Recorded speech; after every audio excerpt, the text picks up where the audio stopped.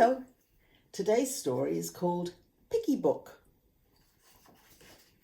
Mr. Piggot lived with his two sons, Simon and Patrick, in a nice house with a nice garden and a nice car and a nice garage. Inside the house was his wife.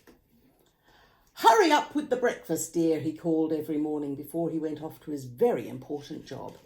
"Hurry up with the breakfast, Mum," Simon and Patrick called before they went off to their very important school. After they left the house, Mrs. Piggot washed all the breakfast things, made all the beds, vacuumed all the carpets, and then she went to work. "Hurry up with the meal, Mum," the boys called every evening when they came home from their very important school. "Hurry up with the meal, old girl," Mr. Piggot called every evening when he came home from his very important job. As soon as they had eaten, Mrs. Piggot washed the dishes, washed the clothes, did the ironing, and then she cooked some more. They're all just relaxing.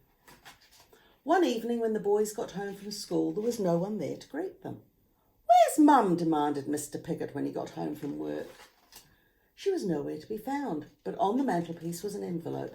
Mr. Piggot opened it, and inside was a piece of paper, and it said, "You are pigs."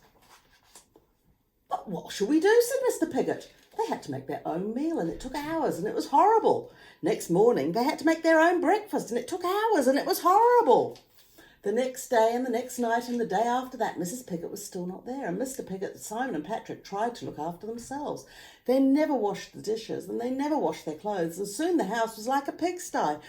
"When's Mum coming home?" the boys squealed after another horrible meal. "How should I know?" said Mr. Piggot. He grunted. They all became more and more grumpy. One night there was nothing in the house for them to cook. "We'll have to root around and find some scraps," snorted Mr. Piggot.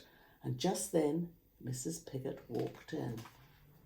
"Please come back," they snuffled.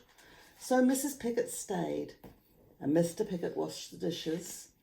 Patrick and Simon made the beds. Mr. Piggot did the ironing.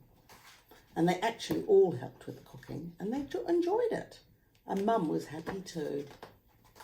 She mended the car. I hope you don't treat your mummy like that. Your mummies are good mummies. They do all the work. You should be helping them more. Night, night. God bless. Don't forget to give Mum a kiss. Night, night.